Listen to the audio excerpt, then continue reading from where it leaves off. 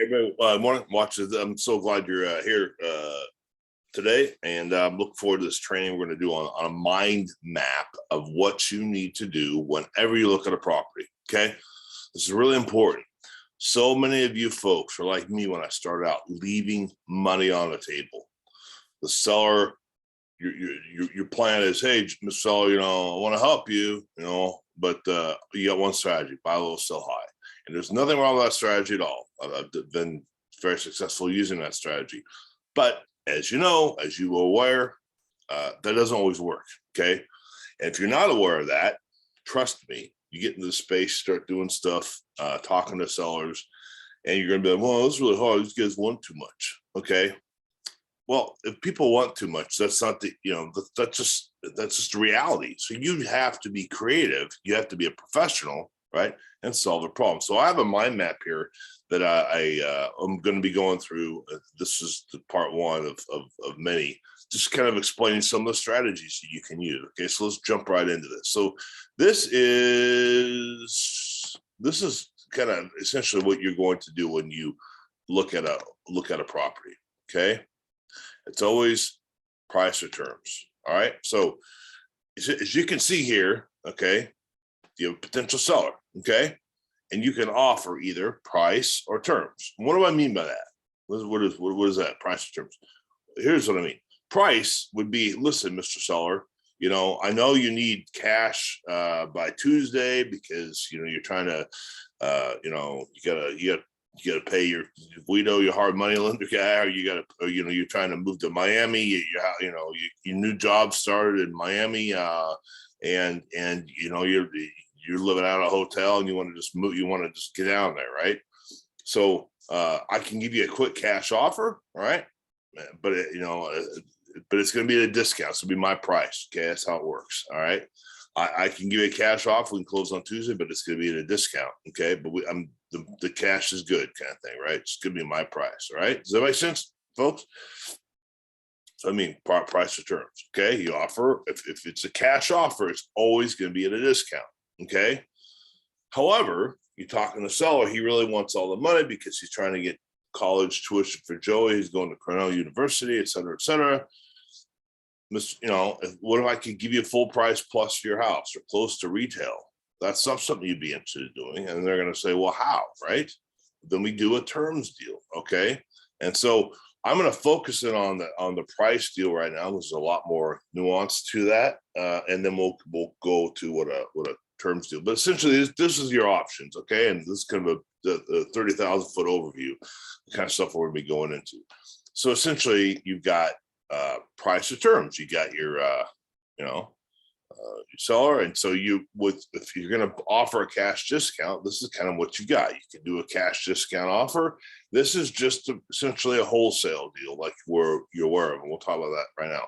The next one is, can you do a lot split? Specifically, can you do an administrative lot split? The operative word is administrative, okay?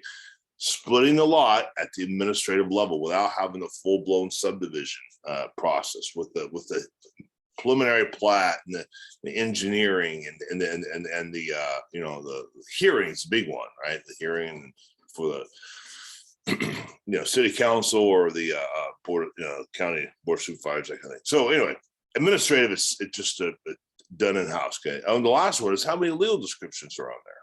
Okay, it has multiple legal descriptions. You got 2 buildable lots. One of them might be small. Okay, it might be 10 foot by 100 foot lot wide. We can't build anything on a 10 foot wide lot by 100 foot.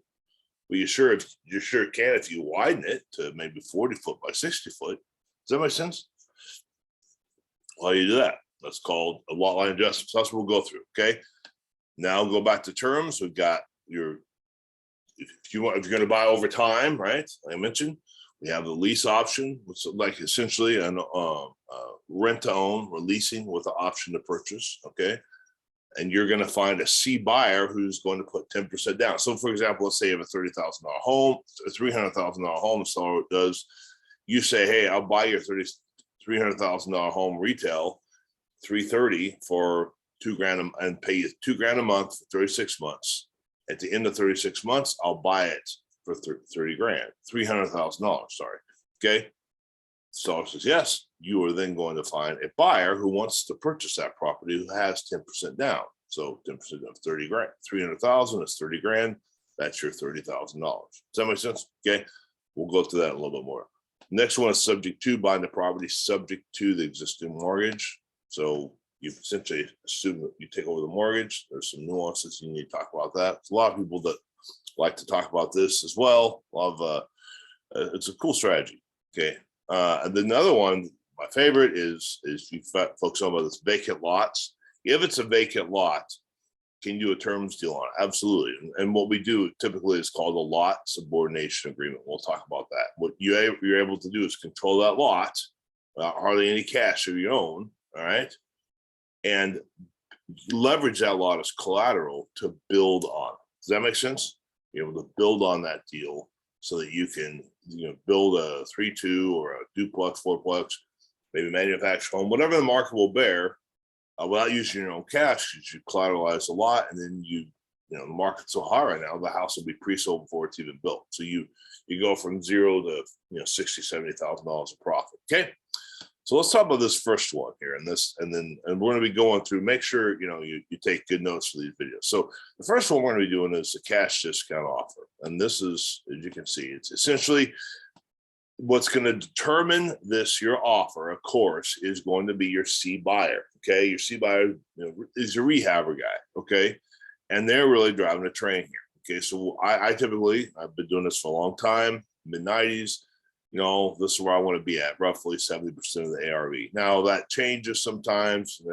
If I have guys in the neighborhood, whatever, maybe I'll pay a little bit more. Whatever. If I know it'll sell quick, there's a trillion variables involved. So you as a wholesaler need to find this out from your cash buyer. What is it you're looking for? Okay. But this is kind of this is a deal. This is the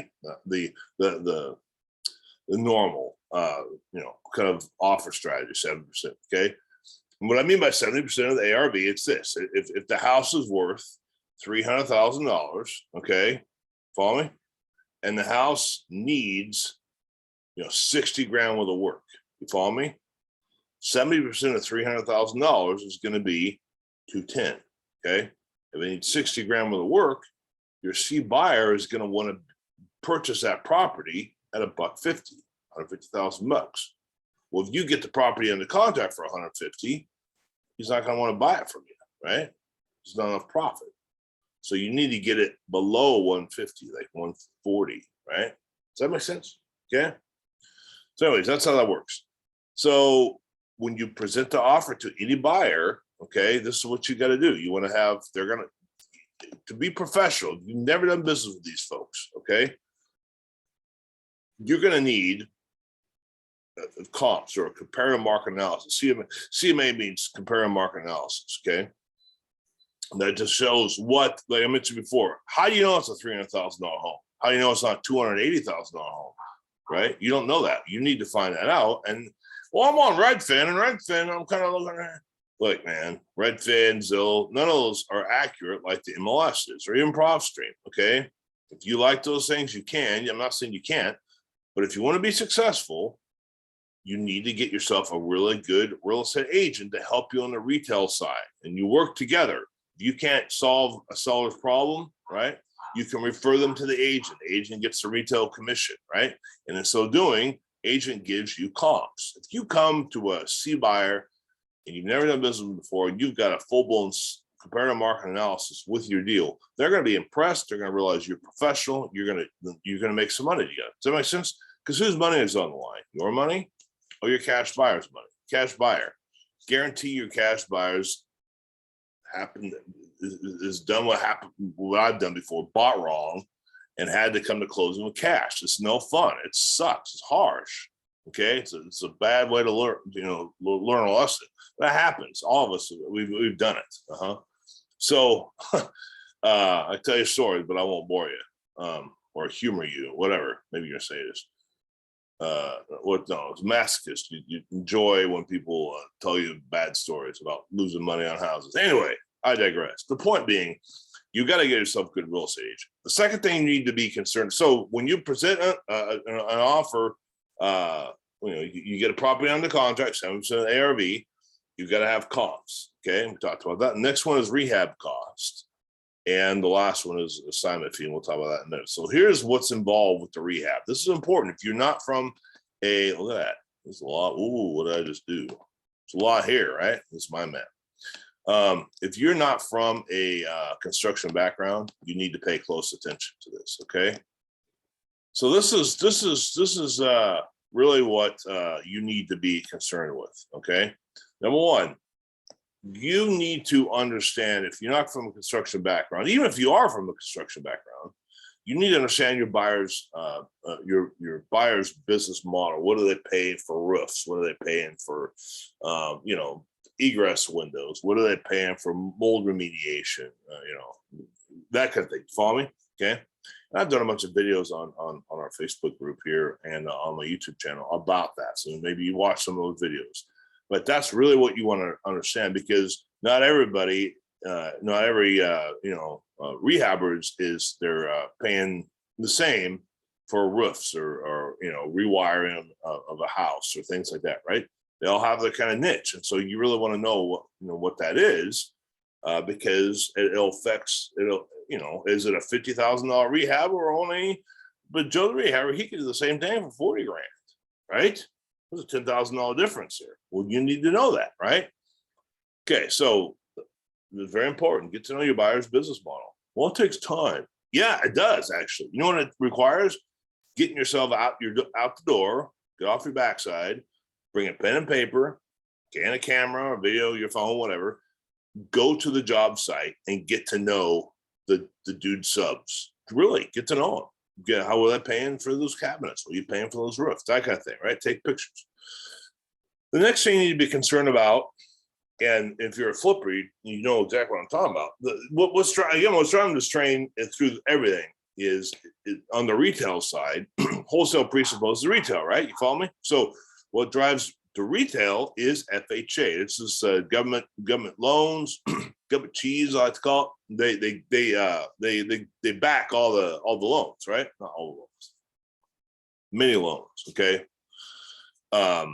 Anyway, that's for a whole other video. But the point, say they have a lot of requirements. The reason why FHA, we like FHA loans for buyers is because buyers don't need a lot down, 3% or something, 3.5%, right? Which is great. So if you want, instead of coming with 20% on a $300,000 loan, which is like 60 grand, all you need is like 10 grand. Does that make sense? Okay. So, but because they're so kind of loosey-goosey with the money, they have some pretty strict guidelines. So you need to know what they are. The big no-nos are in the property: mold, peeling paint, termites, or if the wood contact. That's a big one. Okay. Earth slope away from the house. I've had to do a lot of work on some properties like that. So you don't want the house is here, that the dirt, the yard can't go this way, it needs to go that way. Okay. And that could be some extensive excavation, especially homes that have been there for a long time, 67 years. Okay. So yeah, and the bedrooms, bedrooms are, this is a 3-2, right? A 3-2 is worth more than a 3-1, or I'm sorry, a 2-2. A 3-2 is 3 bedrooms, 2 baths, right? A 2-2 is 2 bedrooms, 2 baths. Okay, so the more bathrooms you have and the more bedrooms you have, the more value the house is. Does that make sense? But just because you have a room, you can't say, oh, this is another bedroom. They're not going to allow you. The FHA doesn't allow you. So you got to be concerned about that. You need to make sure that there is a closet. Okay. So, and you also have to have windows in there. Okay. And if it's in a basement, you may, oh yeah, there's a bedroom downstairs. Well, if there's not an egress window, you got an issue. An egress could be 3 grand, 4 grand. You might go, well, it cost me 10 grand. Okay. It costs you 10 grand. I mean, every place is different. You're paying egress window and, the Bronx might be a lot more than, say, I don't know, Bismarck, North Dakota or somewhere. Okay, you follow me? Anyway, So egress windows are important. Okay. GFIs in the kitchen, bathrooms, rails in the stairs, and age of the roof. Now, this is important too. Is you look at a roof, if it looks old, hasn't been replaced in a while, the FHA appraiser is going to want to know, how old it is, that kind of thing. So if you do replace the roof, you can sometimes, if it's got less than 2 layers, you want to check with the guidelines, okay, with your city and the most accurate FHA. I'm just giving this general rules here, okay. So I'll go, well, Nate said this. Nate doesn't determine anything. Nate's simply just telling my experience over the past decades on how this works. Okay, so you want to check the current because the FHA is always changing. Okay, anyway, and so also the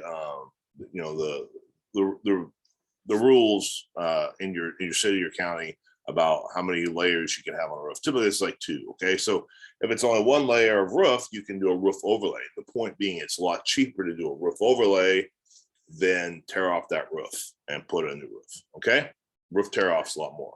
Okay, like 50% more sometimes. All right, so that's the FHA guidelines you need to be concerned about. These are so whenever you're looking at this property now that you're trying to wholesale to your cash buyer, you need to know this stuff.